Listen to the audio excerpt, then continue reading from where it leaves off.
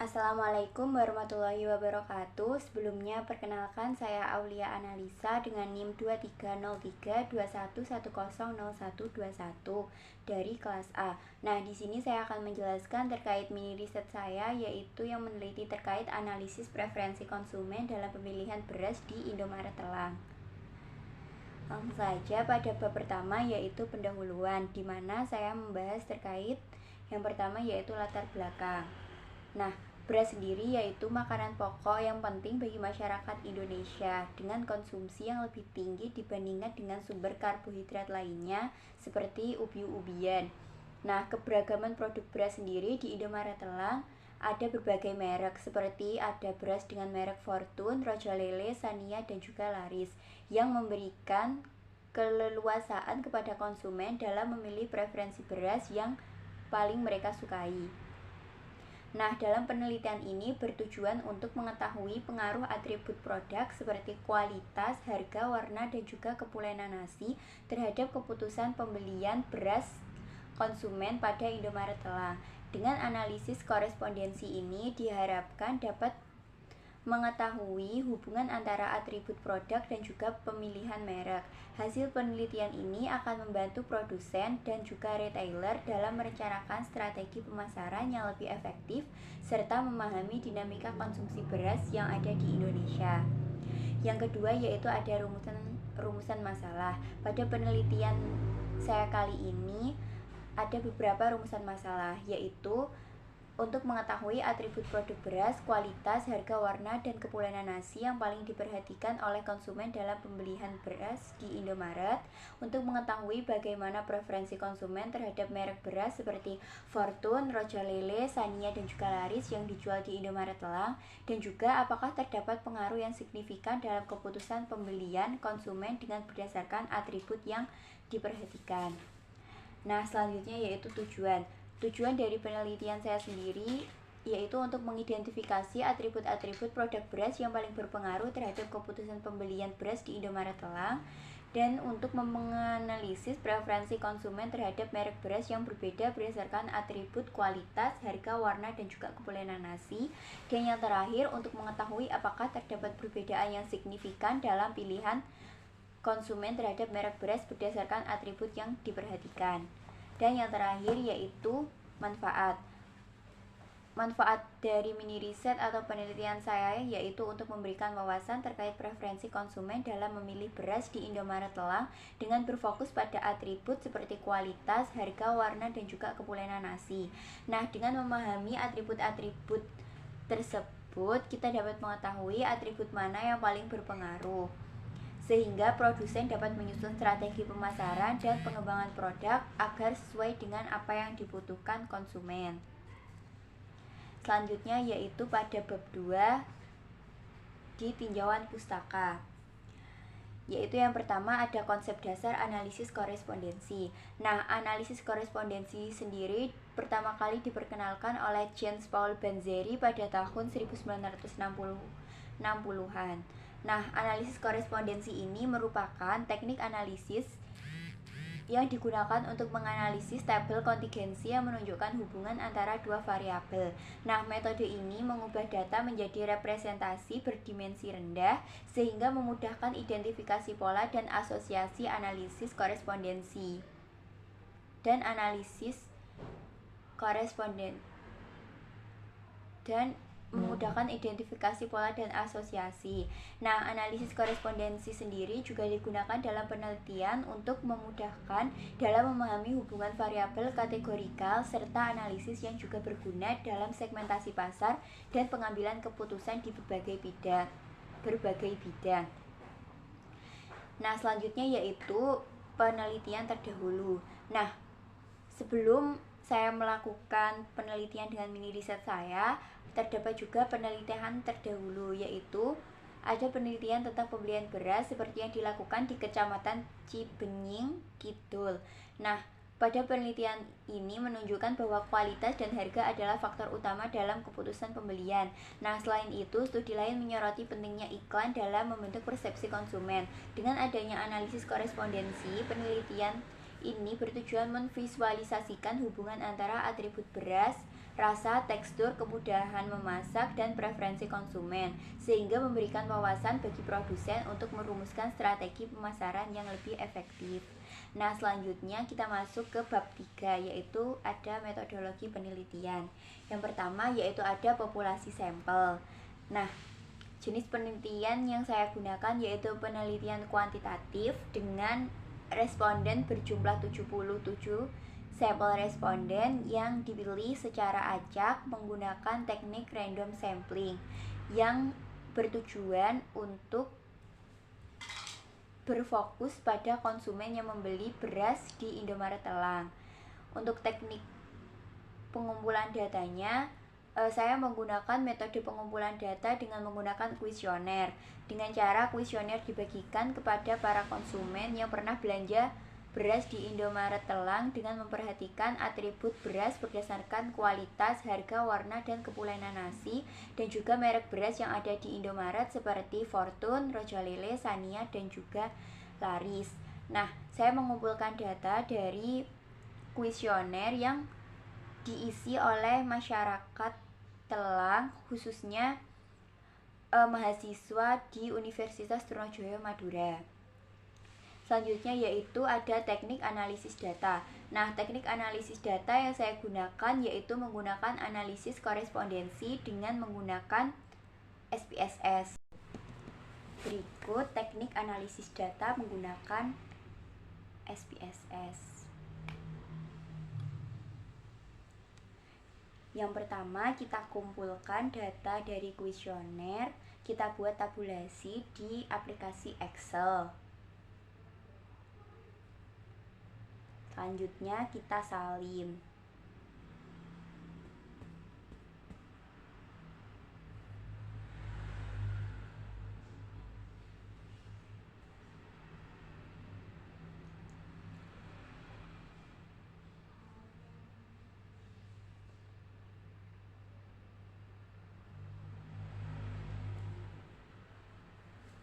Nah, lalu kita buka aplikasi SPSS, lalu kita ke data view, lalu kita paste with variable name.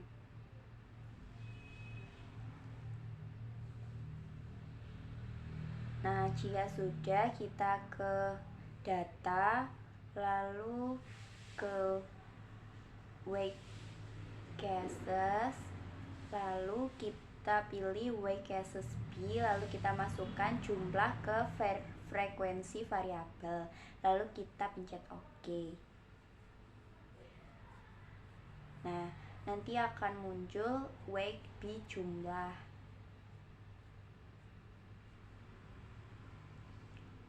Nah, selanjutnya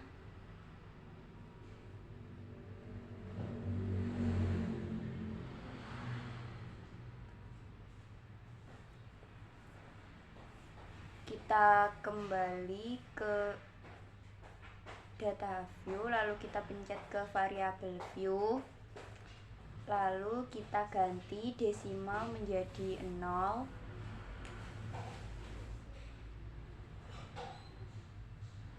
dan pada values kita sesuaikan.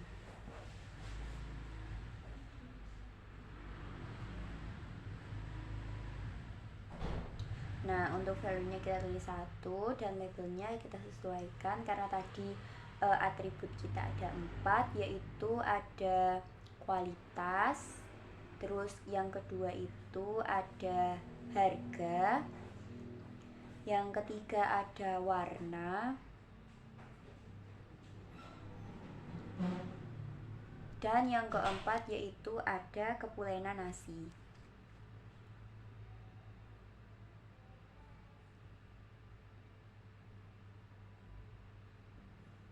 Kita add lalu kita OK.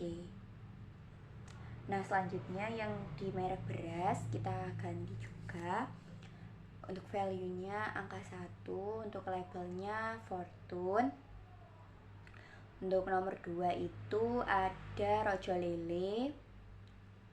Yang nomor 3 itu ada merek beras Sania. Dan yang nomor 4 yaitu ada merek beras laris.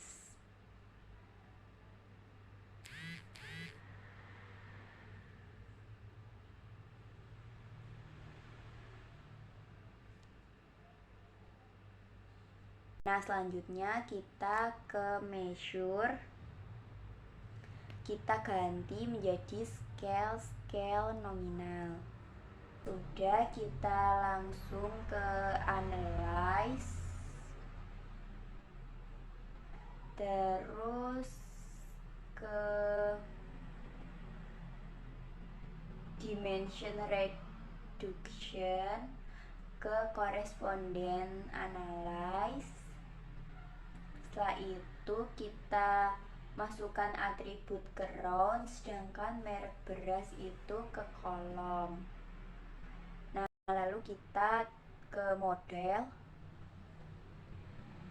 Ke define rank, kita isi minimal value dan juga maximum value. Nah, untuk minimum value-nya 1 dan maximum value-nya 4, lalu kita update dan continue.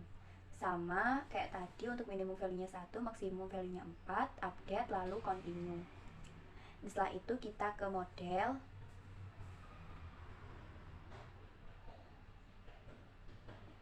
Nah, kita pilih yang G-square, terus round, column, mains, area format, sama symmetrical. Habis itu kita continue. Selanjutnya kita pilih statistik, terus centang yang correspondent table, overview of row point, dan overview of column point. Sama yang row profile sama column profile juga kita centang, habis itu ke continue.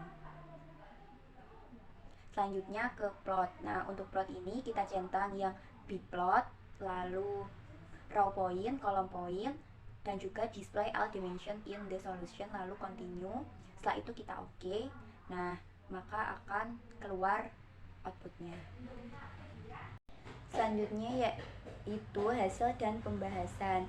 Yang pertama yaitu ada deskripsi data. Nah, dari 37 responden pada atribut kualitas beras, terdapat 42,1% orang yang memilih beras Fortune, 28,9% orang yang memilih beras Sania, 26,3% orang yang memilih beras Rojo Lele, dan 2,6% orang yang memilih beras Laris. Nah, dari 37 responden pada atribut harga beras, terdapat 36,8% orang yang memilih beras Rojo Lele, 36,8% orang memilih beras Sania, 15,8% orang memilih beras Fortune, dan 10,5% orang memilih beras Laris.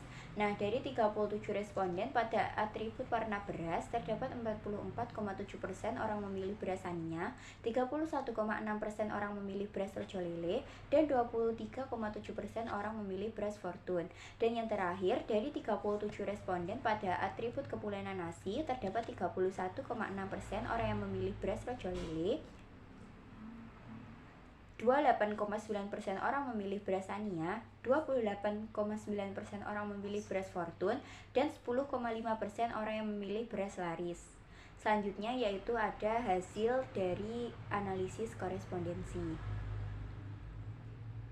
Nah, pada korespondensi tabel korespondensi menunjukkan berbagai merek beras sebanyak 4, yaitu ada beras Fortune, Rojo Lele, Sania, dan Laris dengan berdasarkan beberapa atribut yang diukur seperti kualitas, harga, warna, dan kepulenan nasi dengan keseluruhan atribut berjumlah 4 atribut. Nah, selanjutnya yaitu ada output dari row profile. Nah, pada output profil baris menunjukkan bagaimana distribusi kategori dalam baris tabel kontingensi terkait dengan kategori dalam kolom. Pada baris kualitas, nilai tertinggi berada pada beras merek Fortune dengan nilai 0,455, sedangkan nilai terendah berada pada beras dengan merek Laris dengan nilai 0,020. Hal ini menunjukkan bahwa dengan merek beras Fortune memiliki keunggulan dalam hal kualitas, sementara beras dengan merek Laris memiliki kualitas yang kurang di antara merek beras lainnya. Nah, pada baris harga nilai tertinggi berada pada beras dengan merek Rojo Lele dengan nilai 0,419, sedangkan nilai terendah berada pada beras dengan merek Laris dengan nilai 0,086. Hal ini menunjukkan bahwa beras dengan merek Rojo Lele memiliki keunggulan dalam hal harga, sementara beras dengan merek Laris memiliki harga yang kurang sesuai di antara merek beras lainnya. Selanjutnya, pada baris warna beras dengan nilai tertinggi berada pada beras dengan merek Fortune dengan nilai 0,325, sedangkan nilai terendah berada pada beras dengan merek Laris dengan nilai 0,096. Hal ini menunjukkan bahwa beras dengan merek Fortune memiliki keunggulan dalam hal warna, sementara beras dengan merek Laris memiliki warna yang kurang di antara merek beras lainnya. Dan yang terakhir, pada baris kepulenan nasi, nilai tertinggi berada pada beras dengan merek Fortune dengan nilai 0,357, sedangkan nilai terendah berada pada beras dengan merek Laris dengan nilai 0,095. Nah, hal ini menunjukkan bahwa beras dengan merek Fortune memiliki keunggulan dalam hal kepulenan nasi, sementara beras dengan merek Laris memiliki kepulenan nasi yang kurang di antara merek beras lainnya. Nah, selanjutnya yaitu output dari kolom profile. Nah, pada output dalam kolom profile sendiri menunjukkan bagaimana distribusi kategori dalam kolom tabel kontingensi terkait dengan kategori dalam baris. Nah, pada merek beras Fortune, nilai tertinggi terdapat pada kualitas yaitu 0,375 dan nilai terendahnya terdapat pada harga yaitu 0,150. Hal ini menunjukkan bahwa merek beras Fortune memiliki keunggulan dalam hal kualitas tetapi memiliki kekurangan dalam harganya. Nah, pada merek beras Rojo Lele nilai tertinggi yaitu pada harga yaitu 0,399 dan nilai terendah terdapat pada warna beras yaitu 0,191. Hal ini menunjukkan bahwa merek beras Rojo Lele memiliki keunggulan dalam hal harga tetapi memiliki kekurangan dalam warna berasnya. Nah, pada merek beras Sania, nilai tertinggi terdapat pada harga yaitu 0,286 dan nilai terendah terdapat pada kepulenan nasi yaitu 0,224. Hal ini menunjukkan bahwa merek beras Sania memiliki keunggulan dalam hal harga tetapi memiliki kekurangan dalam kepulenan nasi. Nah, yang terakhir pada merek beras Laris, nilai tertinggi terdapat pada harga, warna beras dan kepulenan nasi yaitu 0,308 dan nilai terendah terdapat pada kualitas yaitu 0,077. Hal ini menunjukkan bahwa merek beras Laris memiliki kekurangan dalam hal harga, memiliki keunggulan dalam hal harga, warna beras dan kepulenan nasi, tetapi memiliki kekurangan dalam hal kualitasnya. Selanjutnya yaitu output pada Sumari. Nah, pada output tabel Sumeri menentukan jumlah dimensinya, di mana dimensi yang kita gunakan berdasarkan nilai content for di bagian proportion of inertia dibandingkan dengan nilai rata-ratanya atau menurut pendapat lain dibandingkan dengan angka 0,2. Nah, jika nilai accounted for lebih besar dari rata-ratanya atau angka 0,2, maka dimensi tersebut yang digunakan dalam analisis. Dalam contoh kasus ini, nilai account for-nya pada dimensi 1 sebesar 0,760 dan dimensi 2 sebesar 0,222. Sedangkan pada dimensi 3-nya nilainya sudah di bawah 0,2. Nah, sehingga tidak bisa digunakan dimensinya. Oleh karena itu, kita hanya menggunakan dua dimensi, yaitu dimensi 1 dan 2. Dengan demikian, dimensi pertama menjelaskan 76% inersia dan dimensi kedua menjelaskan 22,2%. Secara kumulatif, dua dimensi menjelaskan 98,2%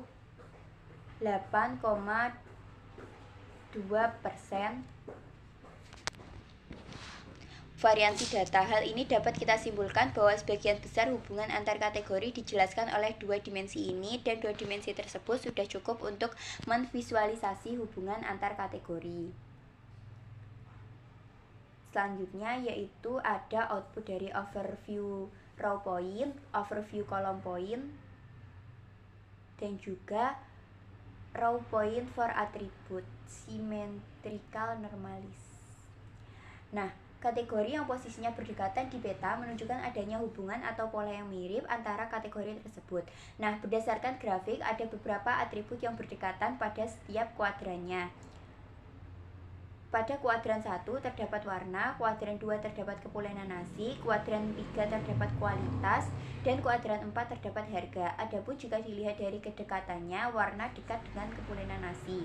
Selanjutnya yaitu output dari kolom point for merek beras, symmetrical normalis.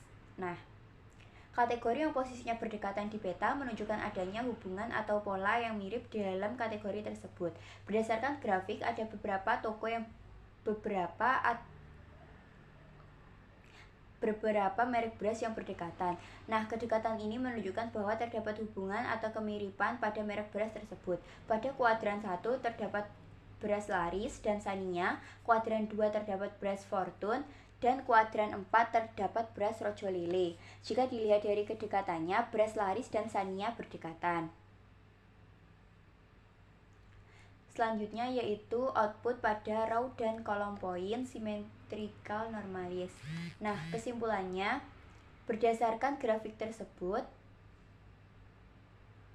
diketahui bahwa beras Sania dan Laris berdekatan dengan warna dan kepulenan nasi, beras Fortune berdekatan dengan kualitas dan kepulenan nasi, dan beras Rojo Lele berdekatan dengan harga. Kedekatan ini menunjukkan bahwa terdapat hubungan atau keterkaitan antara atribut dengan merek beras. Selanjutnya yaitu interpretasi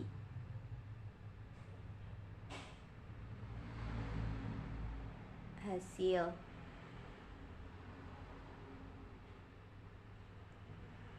Nah, hasil analisis korespondensi menunjukkan bahwa atribut beras seperti kualitas, harga, warna, dan kepulenan nasi berpengaruh signifikan terhadap keputusan pembelian konsumen di Indomaret Telang. Nah, merek beras seperti Fortune, Rojo Lele, Sania, dan Laris memiliki keunggulan dalam atribut yang berbeda. Fortune unggul dalam kualitas dan kepulenan nasi, Rojo Lele dalam harga, dan Sania serta Laris dalam warna dan kepulenan nasi. Penelitian ini menggarisbawahi pentingnya pemahaman preferensi konsumen bagi produsen dan juga pemasar, serta menyarankan penyesuaian strategi pemasaran untuk memenuhi ekspektasi konsumen dan meningkatkan penjualan. Dan selanjutnya yaitu ada kesimpulan atau sudah di bab 5. Nah, kesimpulan dari mini riset kali ini yaitu dari hasil analisis korespondensi menunjukkan bahwa atribut beras, kualitas, harga, warna, dan kepulenan nasi bernilai signifikan dalam memengaruhi keputusan pembelian di Indomaret Telang. Merek Fortune unggul dalam kualitas dan kepulenan nasi, sementara Rojo Lele menarik konsumen dengan harga yang kompetitif. Sania dan Laris menonjol dalam warna dan kepulenan nasi. Nah, untuk sarannya sendiri, produsen disarankan untuk meningkatkan kualitas produk dan mengembangkan strategi pemasaran yang menonjolkan atribut yang diperhatikan konsumen, seperti harga dan kepulenan nasi.